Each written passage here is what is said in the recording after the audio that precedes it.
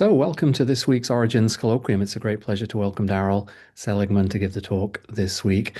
Daryl received his bachelor's degree from University of Pennsylvania 2015, and then did his PhD at Yale from 2015 to 2020. That's where I first met Daryl, working with Greg Laughlin on vortices in protoplanetary disks.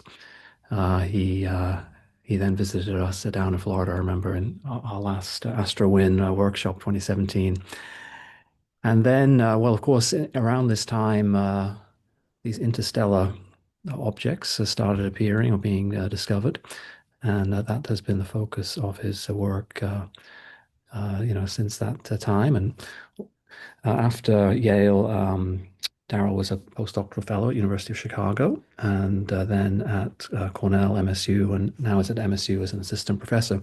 But is already basically a world leader in this field, and for example, recently wrote the annual review article on this topic. So we look forward to hearing all about these mysterious objects, Daryl. Great. Thank you, Jonathan. And thank you for having me at this colloquium. I am excited to, I guess, it is an exciting format to have Sweden and Virginia. So I'm excited to be able to talk to people all around the world at the same time. So I'll tell you about, as Jonathan kind of mentioned, I want to talk some about interstellar objects. I know there's a lot of interest in 3I Atlas recently. And Burbisher, who's on the call, and we just recently organized the SBAG meeting, and we had basically 2 sessions on 3I Atlas. So there's a huge amount of interest in the small bodies community about it, but I think there's also a lot of interest from exoplanetary people as well. And so one thing I want to do is kind of explain some of the connections that I've been working on between interstellar objects and exoplanets. And then I'll also talk about these dark comets, which is another area that I was kind of working on before 3I Atlas. So for some general, I'm going to start with some general motivation for why to study small bodies.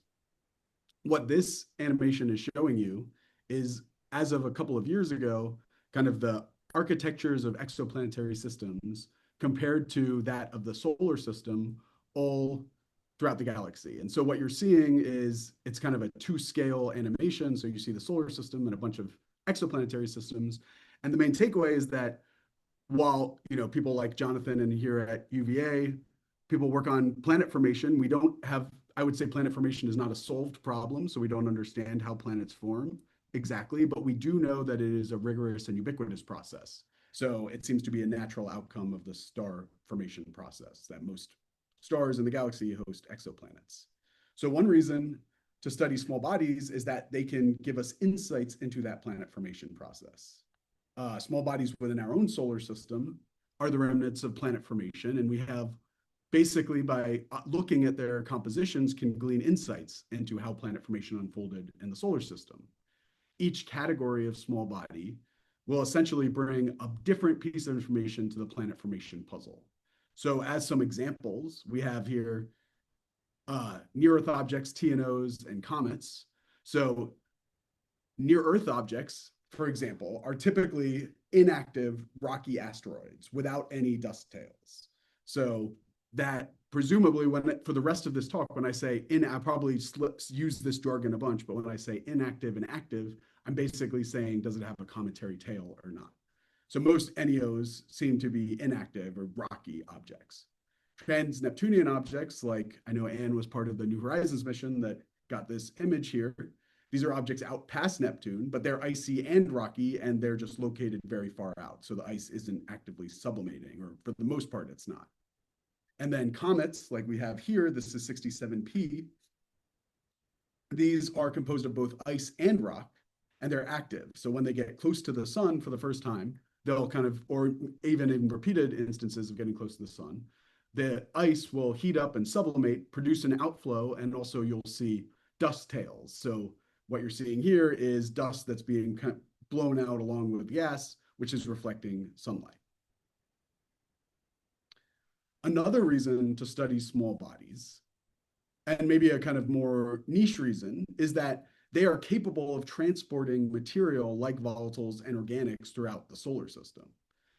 And material like volatiles and organics are basically essential for prerequisites for the development of life. as an example of this, this is not meant to be a kind of catch-all phrase, but if you look at something like the deuterium to hydrogen ratio, which is due to your D to H maybe in water, there's this old question where the D to H in Earth's oceans doesn't really match up with protosolar gas. So it is still unknown where the Earth's got its water from in the first place. And by looking at the composition of the Earth's oceans and those of asteroids and comets, there are some leading hypotheses that potentially Earth's water was delivered in the form of asteroids or comets from further out in the solar system. So that's just an example of how small bodies can deliver material to planets. Kind of in more detail, if you're able to measure the composition of a small body, and really specifically a comet, you can figure out roughly where that object formed. So if you imagine comets forming in a protostellar disk, as you move outwards, the temperature will decrease and you'll reach various sublimation fronts or snow lines. So you have the water snow line is roughly where Jupiter is in our solar system, and the CO snow line is roughly where Neptune is. So what that means is if you form a comet in one of these regions, it will be enriched in the volatiles that are able to freeze out. So this is pretty simple, and it's basically motivated by analogous things that people work on when looking at exoplanet atmospheres, trying to relate the composition of an exoplanet atmosphere to its formation location. You can also say that if a comet forms in kind of the H2O snowline region, it should be enriched in water. And then if a comet forms at a much larger distance, say beyond the CO snow line, then you'd expect it to be enriched not just in water, but also in things I'm going to call hypervolatiles for the rest of this talk. But hypervolatiles are just things that are easier to freeze than water, or more volatile than water. So things like CO and CO2. Up until recently, our insights into the compositions of small bodies from outside of the solar system was limited to observations of debris disks. So something like amazing images that we've gotten from JWST recently of debris disks. This is a fascinating, very interesting field. But when you look at a debris disk, you're really you get a sense of the cumulative sum of all of the small bodies in an exoplanetary system. But until recently, we now have we have the opportunity to look individually at planetesimals from these exoplanetary systems or debris disks. Because in just the last now 10-ish years, we found 3 interstellar objects, Oumuamua, Borisov, and now, just as of July, 3I Atlas. These are objects that formed outside of our solar system, but are planetary building blocks that are essentially coming to us. And I know there has been a lot of excitement and craziness over 3I Atlas, so I am going to focus a lot on 3I Atlas during this talk. But before we get there, just to kind of motivate some more reasons why you can really learn about exoplanets from interstellar objects, you may be asking yourself, if interstellar objects are ejected from their progenitor systems, can they really teach us about the compositions of other planets? So let's go back to this scenario where you have comets in an exoplanetary system that form at a very large distance. So we'll imagine a kind of fiducial exoplanetary system where there are terrestrial planets or a terrestrial planet, and then giant planets further out. And then we have comets at a large distance that form. The existence and discovery of the 3 interstellar objects to date implies that there's roughly 10 to the 26 of them in the galaxy, which also implies that there's about an Earth mass of material ejected in the form of comets from every planetary system on average. That is a very approximate statement, but that is the order of magnitude estimate. And if you imagine that an Earth mass of material is getting ejected, say, from giant planet scattering in an exoplanetary system, a scattering event, or the cumulative sum of many scattering events, is a chaotic process.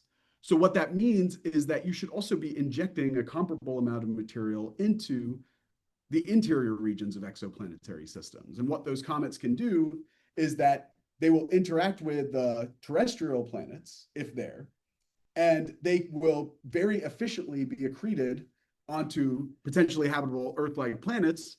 And then this again forms a mechanism in which you can deliver volatiles or organics, especially those that formed in the outer regions of an exoplanetary system, to short period exoplanets. And so, just like in the solar system, where we talked about how it's possible that comets or asteroids from the outer solar system can deliver Earth's water to the Earth, these interstellar comets could really be giving you a window into a population of bodies from exoplanetary systems which delivered vital prerequisites for the development of life to exoplanets. So hopefully you all agree that the answer to this, I have now convinced you that the answer is yes, that these interstellar objects really give you some insight into the compositions of other planets. So for the next 20 minutes, I'm going to tell you about interstellar objects, and then dark comets, and then future prospects. And it is 30 minutes, right? We like to do like 30 minutes of informal discussion. I guess Yeah, Jonathan that's about has. right. We're there's some flexibility, but yeah. So Okay. I have, why I'm looking down is I have a timer. So yeah. I've practiced this right at 30 minutes. So I'm going to try to stick to that. But of course, if anybody has a question or wants to interrupt me, then that is totally fine by me. So the first interstellar object, Oumuamua, was discovered in 2017. So this is a deep image that Dave Jewett obtained of Oumuamua. And what you can see kind of at first glance, if you remember, go back to what I was saying about comets are active, asteroids are inactive, Oumuamua has no cometary tail. I'm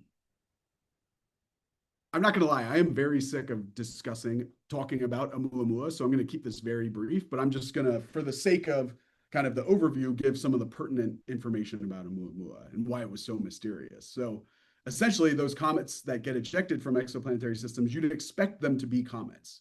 So the fact that it had no coma or no dust tail was very mysterious because it seemed like there was no ice. Oumuamua really broke all of the rules of being a comet, at least by solar system standards, because not only did it have no tail, it had this extreme aspect ratio, but most importantly, it had a comet-like non-gravitational acceleration. Comets routinely have non-gravitational accelerations. When you see a tail, there is ice being sublimated, and that will just produce a rocket-like recoil. But Oumuamua had a comet-like acceleration with no visible tail. So the point is, just very briefly, with Jenny Bergner, we published this a couple of years ago. It took several years to come up with theories to kind of explain all of these behaviors, but we had to invoke new origins for what was driving the acceleration of Oumuamua.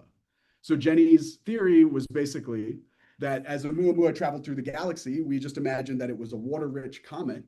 As it travels through the galaxy, it's exposed to interstellar cosmic rays, which will basically, by radiolysis, take crystalline ice, produce amorphous ice in the comet, but most importantly, it will destroy some of the water particles, creating radiolytic products like H2 or O2.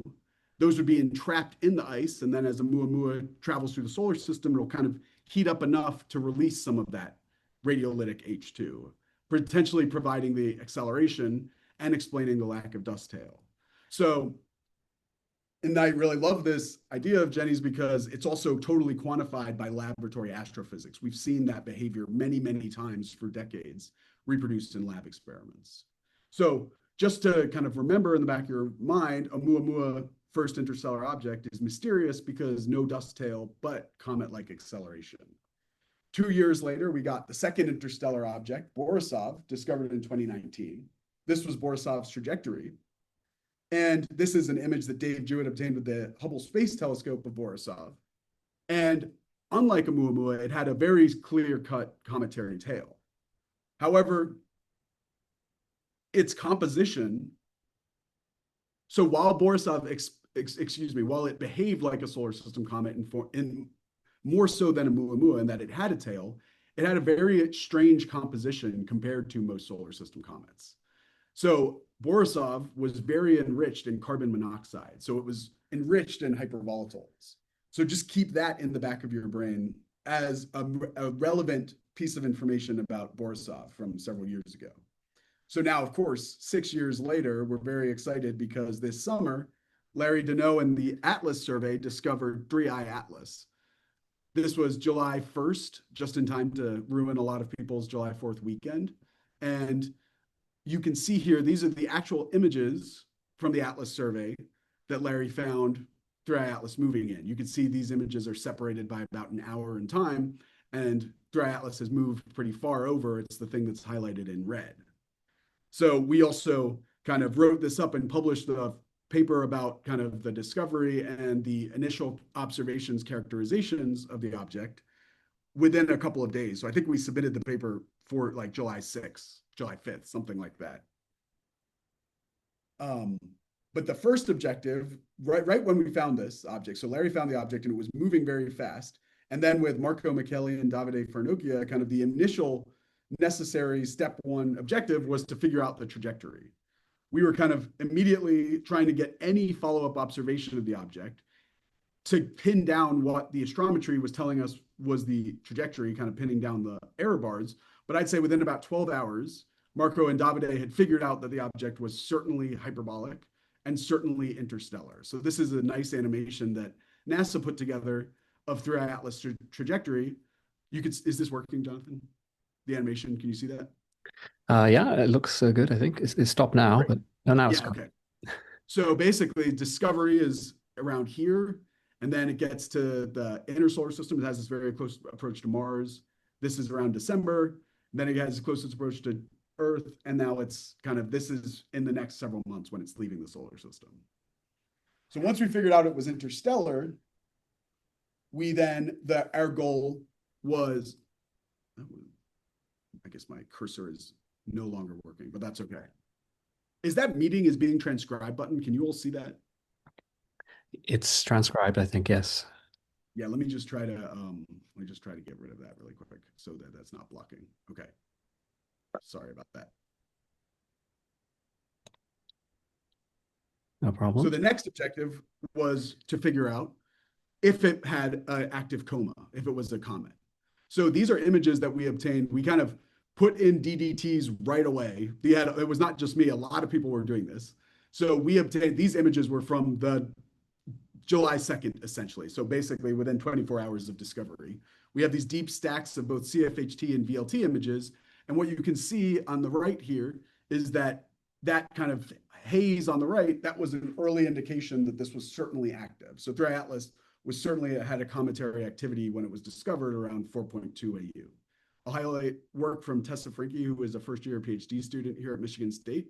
So Tessa had actually started early in the summer, but within a few days, 3i Atlas was discovered. And she basically got on, we have time on SOAR, so she got on the SOAR telescope and was able to obtain images both from July 2nd, and then here are some longer sets of observations that we got on July 9th and July 10th. And you can see 3i Atlas kind of moving through these crowded star fields.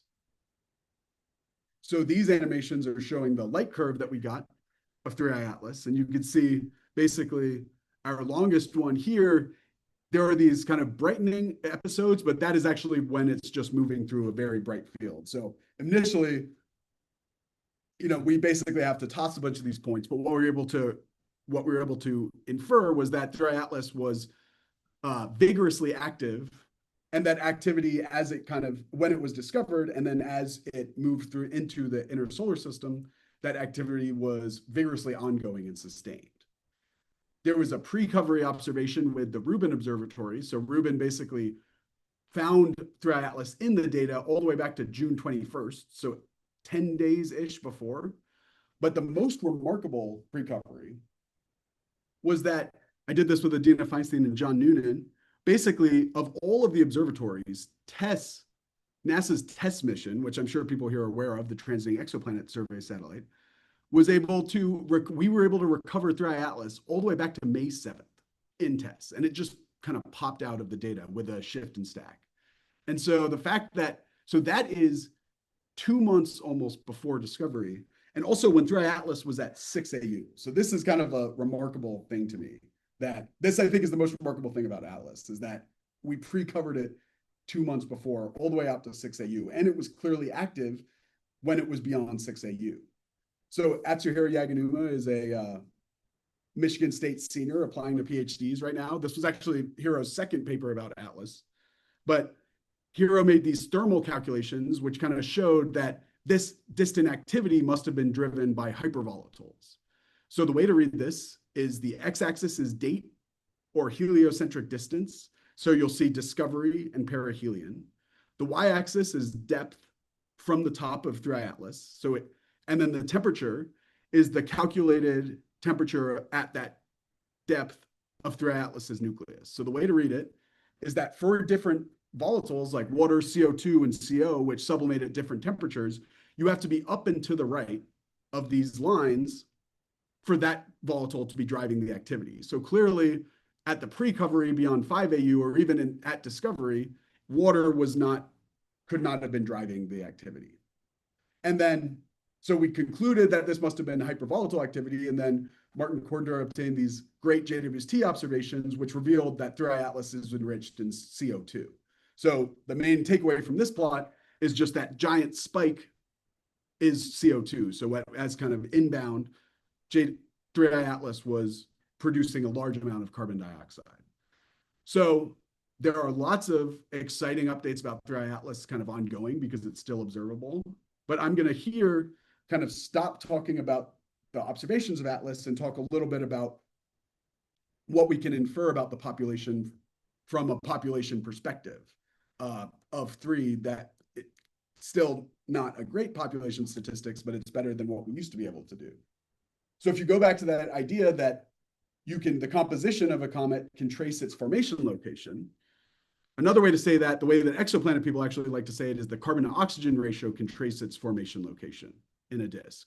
So basically the y-axis here is the carbon to oxygen ratio, and the x-axis is the heliocentric distance when the comet was observed. That's not too relevant right now. Just I want you to focus on essentially the pink region is if it looks like it formed kind of near Jupiter in the water snowline region. And the blue region is if it looks like it formed much further out.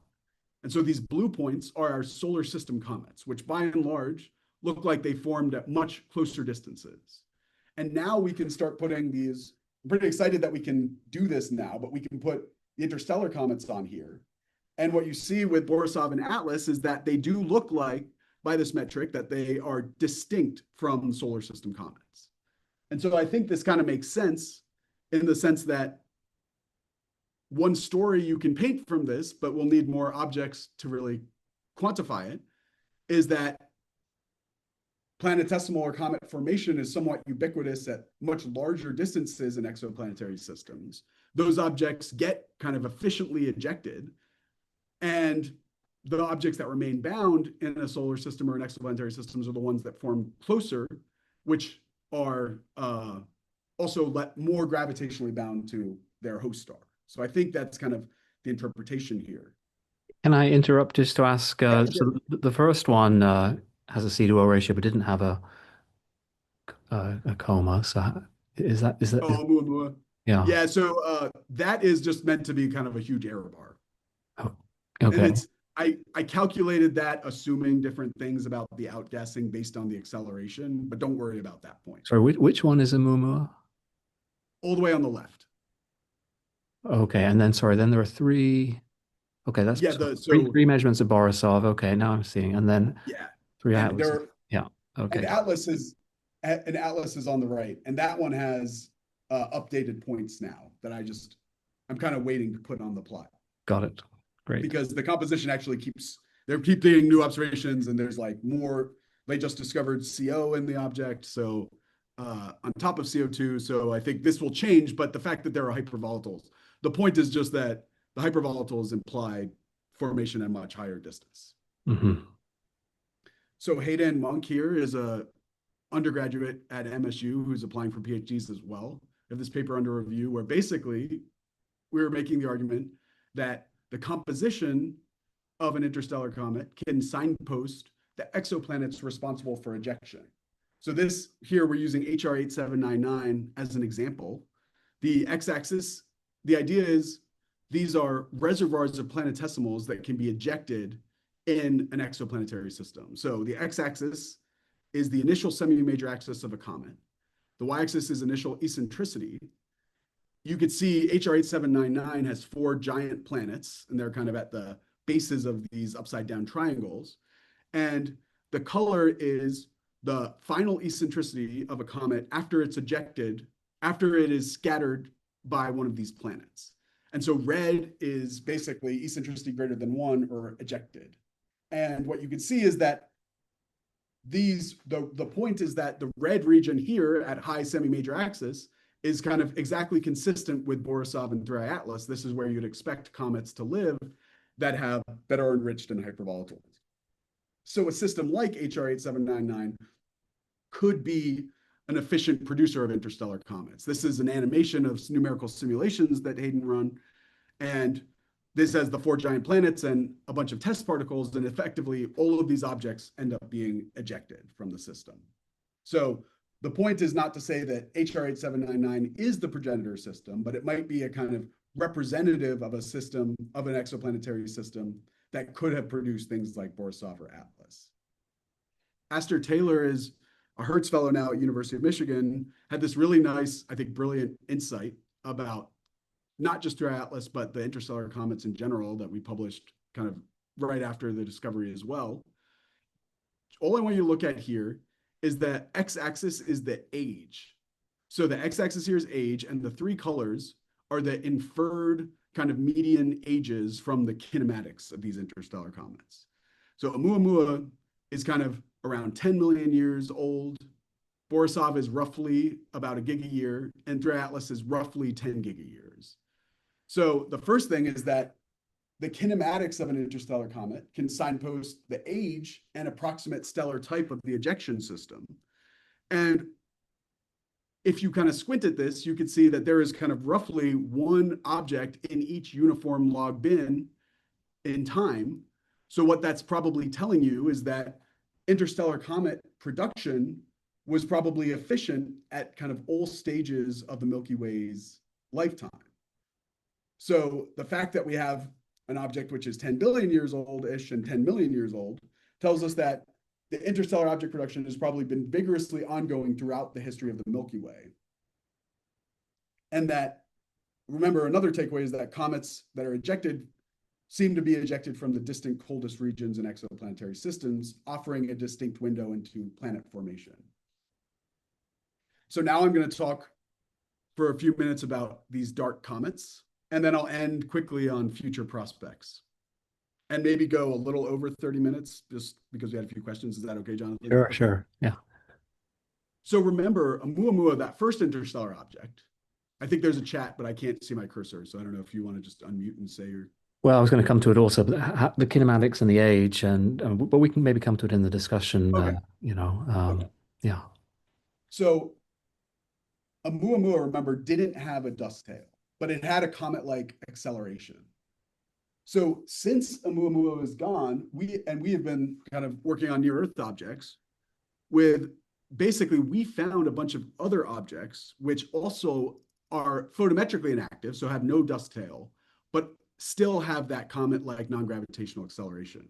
This was the first object, 2003 RM. You can see if you zoom in, this is a near-Earth object, but if you zoom in, there's no dust tail. And we published in 2023, Davide Farnokia and I led these two papers where we found 7 near-Earth objects which are accelerating non-gravitationally without dust tail.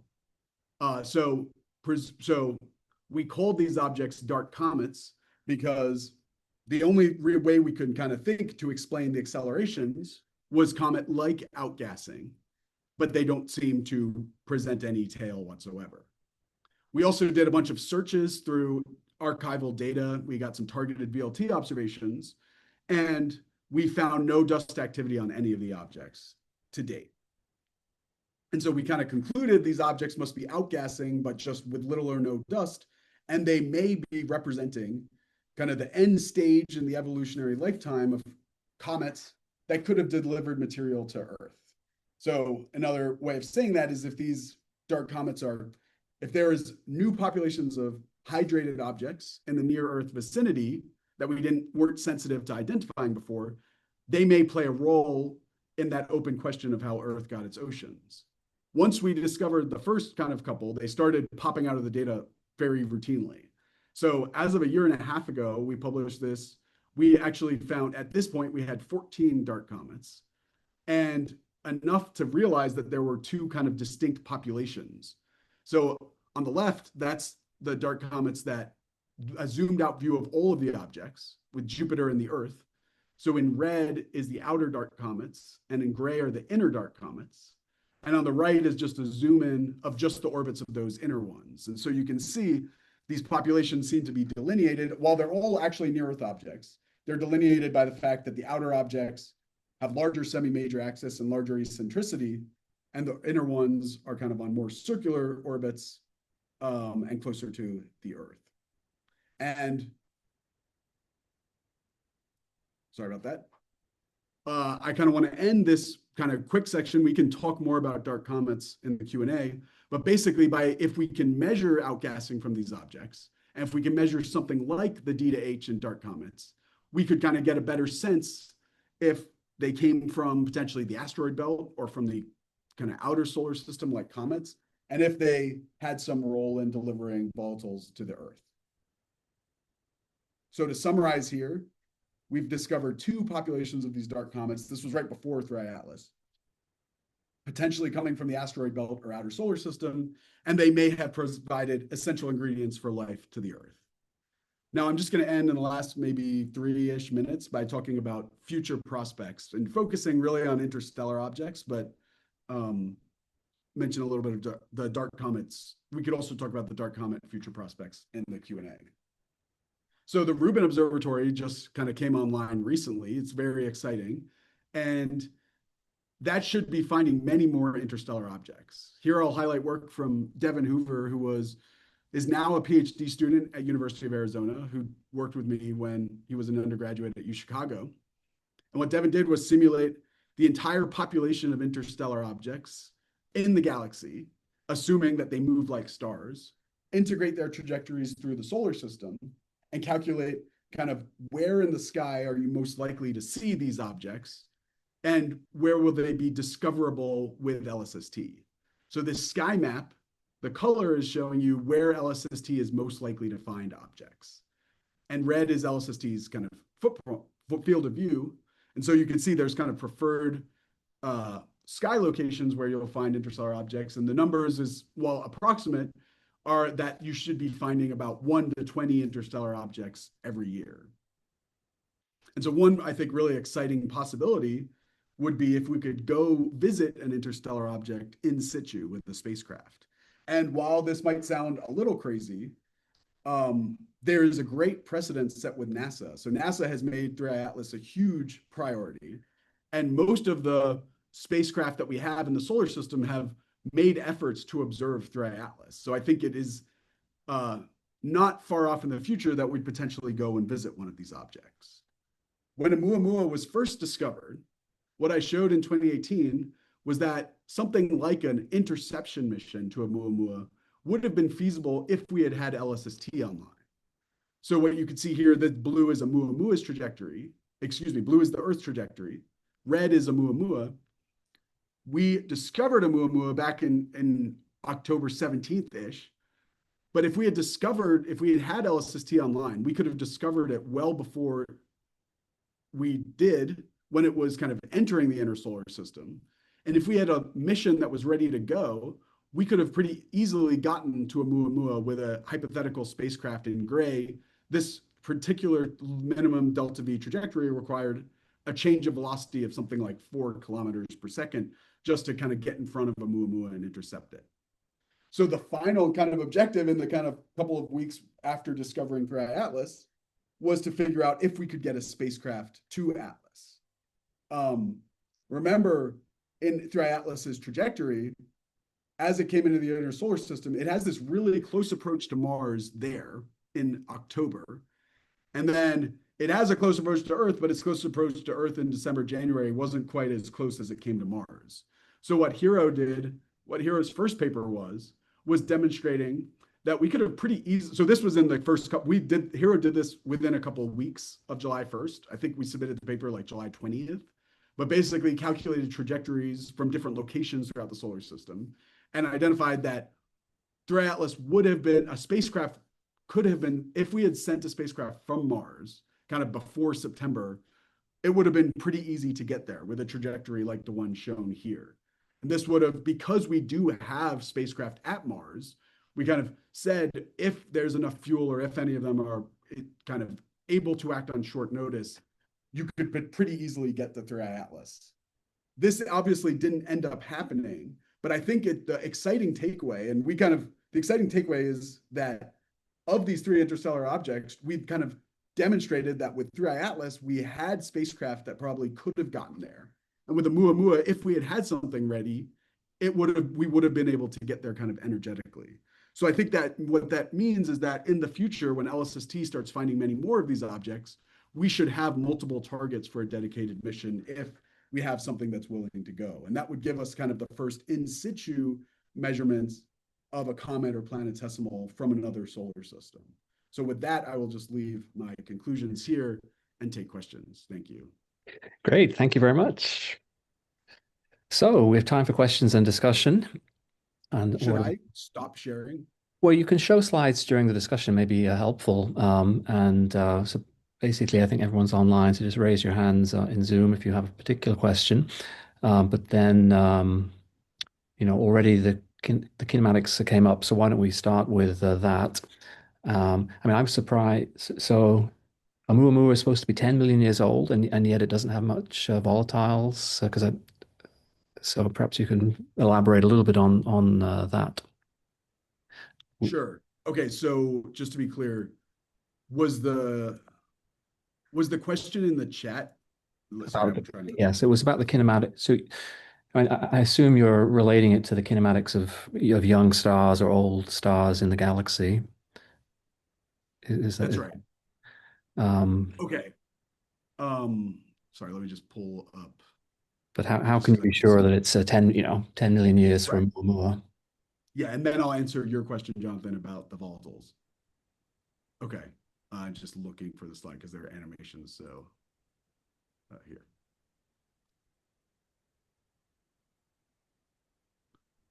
So I guess the first question is how do you get the age from the kinematics? Mm. Yes, I should have explained that in more detail. So effectively, the interstellar objects, because there are so many of them in the galaxy, even if our order of magnitude estimates are off by many orders of magnitude, there are still many orders of magnitude more of them than stars. So that means that they are exquisite uh, realization of the kind of fine grained assumption of the collisionless Boltzmann equation. So they should be in the exact same kinematics as stars to zeroth order. There's been some work from different groups showing that there could be kind of slight modulations on top of that from the velocity of ejection. But in general, ejection velocity is pretty close to the escape velocity from the system. So really, these interstellar objects should be like well mixed into the kinematics of stars because they're getting dynamically excited via the exact same mechanisms. So stars, you can kind of approximately age stars by their kinematics because as things age in the galaxy, they scatter off of things like giant molecular clouds or substructure, maybe dark matter substructure, and that kind of the cumulative effect of many gravitational scattering effects increases the velocity on average.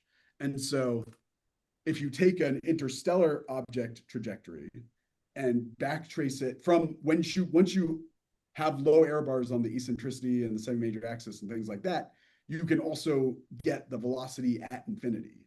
So you can kind of read off from the orbit what the galactic trajectory was and then tie that velocity to an approximate age or stellar type. And what Aster did here was slightly more complicated than that. And really, I think that what I said was kind of order of magnitude-ish. Oumuamua's age is probably more like less than 100 million years. Like a number 40 million years is kind of quoted a lot as kind of what most people kind of agree on. And there are kind of, it is also difficult to do this in a case-by-case uh, example because with stellar dynamics, you usually do it with many objects. So there is kind of large uncertainties, but if you just take the age velocity dispersion relation from stars, Oumuamua is kind of roughly 40 million years old. Borisov is roughly a billion years old, and Atlas is kind of more like 3 to 11 gigayears. Hmm. But these three lines are kind of the median from some more complicated But statistics that the you red see. line shown here is a PDF, is it? But with a logarithmic y-axis, is it? So Yes, it looks yes, pretty that's right. peaked. It looks pretty peaked. So, I mean, the next question is, it's with such a young age, you'd almost know which star forming region it came from or which complex. You could almost get it. I mean, perhaps you could get it. Yeah. Um, in fact, I don't want to cut you off. Well, Was that so the, yeah, that's that sort of intermediate question before we get to the point. How come the volatile yes. content is so low? And Jonathan, we were just in China for the EPF conference. Tim Hallett was there with us, I think. Um, and he wrote this kind of remarkable paper in 2020, basically doing what you're saying. So it was Tim Hallett and Paul Weigert wrote this paper in 2020, which did the kind of first real detailed assessment of the by forward modeling test particles in the galaxy where Oumuamua and Borisov could have come from. It's a really difficult to, I mean, you can't just backtrace an interstellar object trajectory and get its home star system because over these timescales, the galaxy gets chaotic. But what you can do, especially like you said, Jonathan, with something that's very young, especially with something like a Muamua, which is young, is you can say what kind of star forming region could it have been kind of the kinematics been most tightly associated with. And so Hallett had kind of demonstrated very, very compellingly that a Muamua was almost certainly at least co-moving with either Carina or Columba when they were forming. So I think that is very strong evidence that a Muamua came from those kind of associations. Hmm. Well, Carina is two kiloparsecs away, isn't it? Uh, Yeah, but I mean, there has been time in between then, right? So it's just that it was has the Oumuamua has the same kinematics. Like hmm. if you look at the kinematics, like the UVX velocity distributions, it kind of looks like it's kind of right in the middle of what you'd expect in Carino or Colombo. Well, anyway, we can just, that's our, but then how shouldn't it, unless it's been ejected from a region that is volatile poor initially, I mean, like ejected from the very inner part of its disk, then wouldn't it still, I mean, and you're saying it still has this H2 invisible volatile, but no CO. So, Oh, okay. So you're asking, yeah, you're asking about this. yeah, is this consistent with such a young age? Interesting. Yeah, I think I did a bad job explaining this theory then. So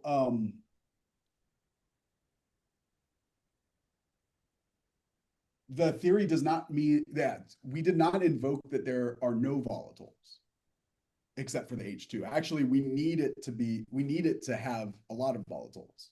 Hmm. So the idea is that it actually starts with a Muamua being exactly what you'd expect to be ejected from, like exactly what you'd expect an interstellar comet to be if you just said it looked like a solar system comet. So we start with Oumuamua being a water-rich comet. So there's a lot of water. And then here, I'm gonna just go into this mode to share. Basically, the idea is that as Oumuamua travels through the interstellar medium, even if you so for those of you maybe online who don't know, I should explain the difference between amorphous or crystalline ice. So amorphous ice is kind of disordered ice. These are lab actual images of amorphous and crystalline ice. So amorphous is this, if you form it at low temperature ice that doesn't quite have enough energy to get into the kind of nice lattice configuration, that minimum energy state. So you get this very disordered mess. And then as you heat up the amorphous ice, it'll crystallize into the crystalline ice, very structured ice, which is what you see on Earth, basically everywhere. This is crystalline ice. So the idea is that as Oumuamua travels through the interstellar medium, there are cosmic rays and high energy photons which will interact with that water ice.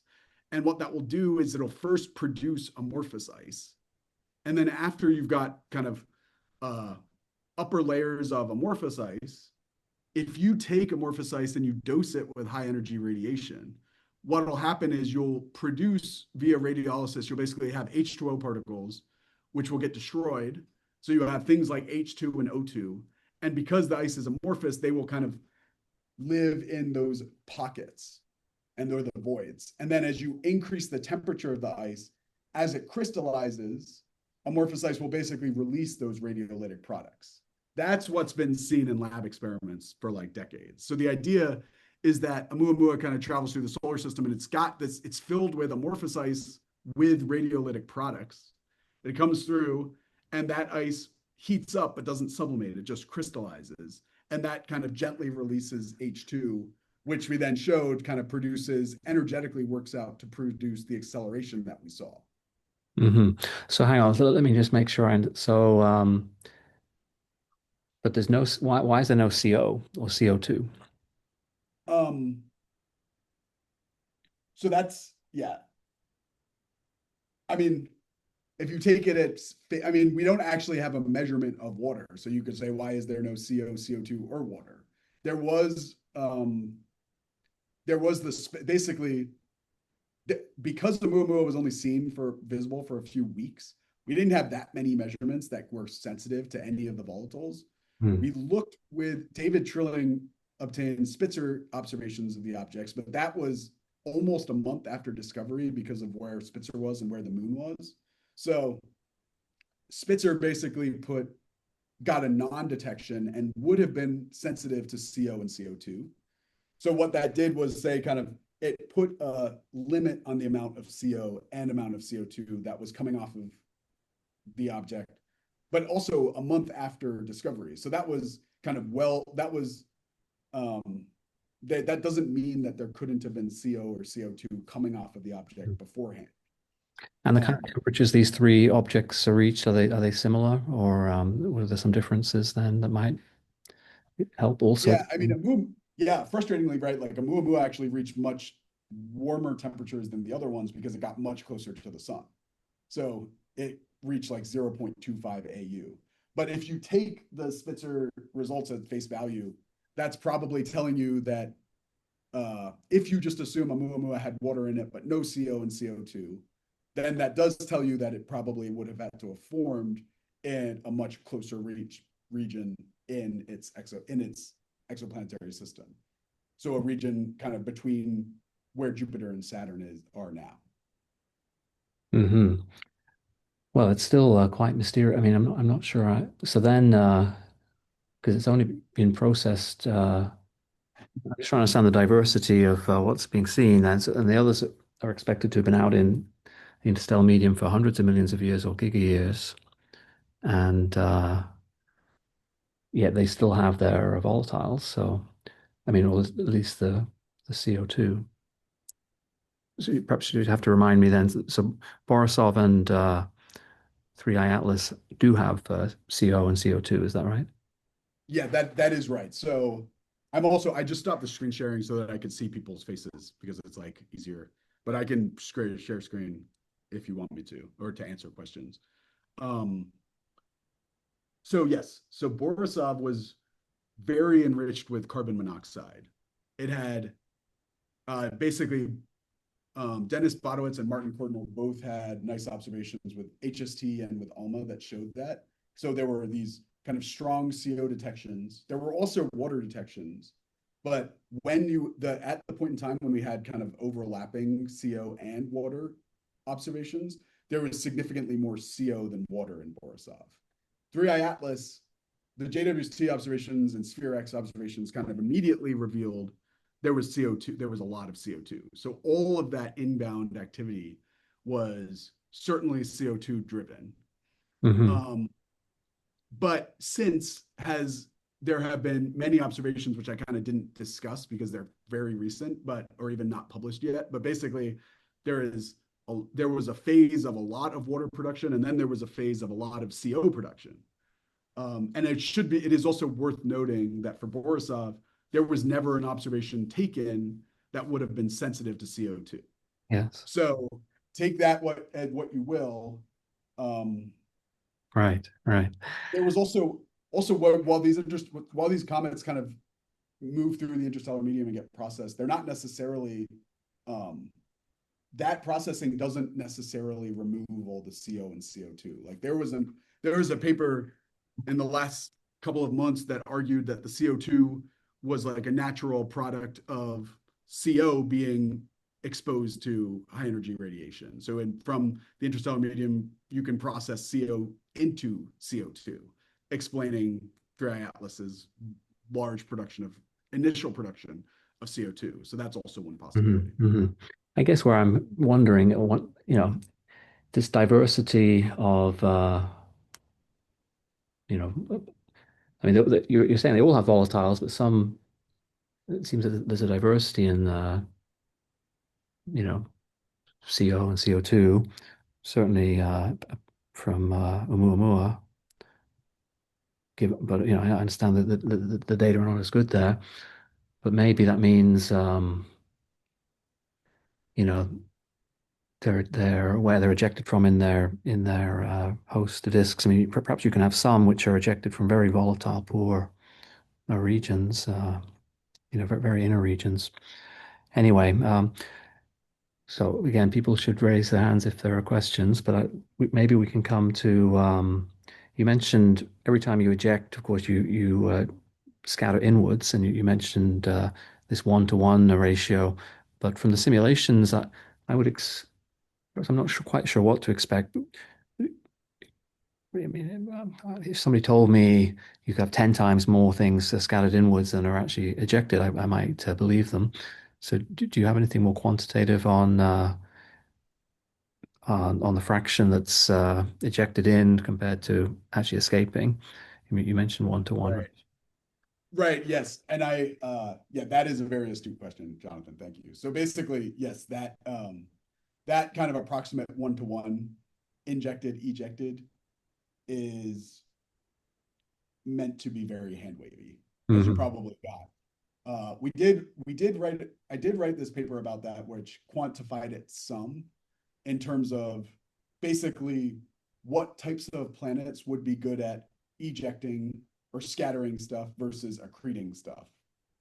And as you can kind of physically understand, probably physically intuit uh, quite easily, things that are more massive, the more massive you are and the further away you are, the better you are at ejecting. So for some reference, something like Jupiter or Neptune in the solar system are very efficient at ejecting stuff. Hmm. Um, and something like the Earth is very efficient at accreting stuff. So if you get a comet close to the Earth, it's most likely going to accrete. If you get a comet really close to Jupiter, it's most likely to scatter. When you kind of to quantify that fraction of ejected versus injected is very much reliant on a system to system. It is very sensitive to the system architecture itself. Hmm. So um, I think the HR 799 simulations that Hayden did kind of showed that that is a very efficient ejector of material, but that's like one of the most dramatic systems you could imagine, right? Like very So giant that's planets, far very out. far. Yeah. Everybody, I mean, we were at that China conference, and in China, there were amazing direct imaging results showed of those planets. But that is because they are, by being good at direct imaging, that is why they are very good at ejecting. Hmm. And so it's very sensitive to the system, but just for your reference, right? While Jupiter is extremely efficient at ejecting stuff, Jupiter is also basically responsible for all of the Jupiter family comets. Hmm. So every comet that is not an Oort cloud comet is scattered inwards by Jupiter. So that gives you some reference of uh, the fraction. Mhm. Okay, well, now let me try. There's a couple of other things I want to try and catch in the last few minutes here. So now let me come to them if I can. Well, just very so LSST, you have to remind me. You mentioned 1 to 20 predicted detections. How long has LSST been running now, or is it yet running to the point where it could be detecting or should have detected things? Um, well, yeah. So that 1 to 20 is also has big uncertainties. Like the real, I should say like that's the number that everyone wants to hear. but how many are you going to find every year? But what the real power of like that work was more looking at what the distribution of the objects would be. But That LSST is should be LSST more like. operating now and in a mode? Yes, so LSS, that's right. So LSST is operating now, and LSST started kind of after 3i Atlas was discovered. Yeah. So LSST was ramping up, but the pre-covering observations that we showed with um, Rubin, those were not, they weren't even with LSST because they didn't call it the survey. It was all kind of calibration engineering Right. But has images. LSST been running for 3 months, and Yes, something like that. so should Something have like that. detected four objects if there are 20 per year, or five objects. Yes, I agree. I do agree with that. And So it has. that might, so that might mean that that rate is very, very off. But I think what's more likely is that it's, I think, I mean, this is more speculation, which some things that I'm working on now, but I think that it is very difficult to link these objects. So even if they're sitting in the data, like you could just imagine, these interstellar objects are moving really fast. So if they're moving really fast across the sky, then certainly with something less sensitive than LSST, like you you need the Minor Planet Center needs like six-ish detections across multiple The lengths. efficiency may not be known of their detection yet. Yeah, yeah, Yeah, so I think it's likely that there are objects there that are discoverable but not discovered yet. right. Well, exciting time. And then the dark comets, again, this is all very new to me, very new to everybody. I mean, now let me try and understand. Why are there some that are, why is it these different classes rather than or is it a continuum? It must be a continuum at some level. Um, so is it that they have just very faint CO or halos, or but you just have upper limits on these other species, do you? But the non-gravitational acceleration you think is very secure. Right. Yes, that so the first thing you said is astute. So it is for sure true that is a continuum. And like that has, I mean, so there's this kind of yeah, there has been for the last kind of couple of decades, there has been a lot of interesting work by a lot of different people discovering different types of continuum objects between asteroids and comets. So you now have things that are in the asteroid belt but are comets. And we have things that come from comet regions which don't have tails, which are like Manx comets. And we have things kind of all across the spectrum. So I think these dark comets are another thing along the spectrum. It's just that the non-gravitational accelerations are very subtle and difficult to detect. Mm. So it takes a huge amount of data to even notice astrometric data to notice the acceleration. Um, I mean, so do you have the ability to detect? So you think there's H2? Can you detect it in absorption? right, Stars and stuff. yeah, the H2. So the one thing that's worth noting is that these all of the dark comets, because those non-gravs are so hard to detect, they are all near Earth objects, which have been in the inner solar system probably for 100,000 years. So the radiolytic H2 argument could not work, could not be driving the outgassing if the dark comets are outgassing, because that would have all gotten fried very long ago. Mm. Even something like CO or CO2 probably couldn't be driving this. So for every proposal I have put in and gotten time looking for activity on dark comets, and we always assume it's water because water, we know that there's water on like main belt objects, so water could be doing it, but these hypervolatiles not so Mhm. much. Okay. So that's like a fundamental difference between dark comets and Oumuamua. What we have is the exactly what you said. The non-gravitational accelerations are securely measured. And then from the non-detections of tails, what we have are upper limits on the amount of dust that is a micron in size. So to be honest with you, that's not a very satisfying statement. So it's like we don't have that much information to go on You actually. think it's water gas, and the water gas should be detectable in absorption against background stars, or is it too faint? Or Yeah, you in theory you could. So depending on if you match up the acceleration to if you say this is also what I had done with a Mumu, but you say how much accelerated, how much must it be producing approximately to drive that momentum change? You can get an approximate production rate. Yeah, you'd be able to detect the water. It's just water is, as you know, I'm sure, but like just like for star formation or exoplanets, water, CO, and CO2 are very difficult to detect from the ground. So Right. you need like space-based observations.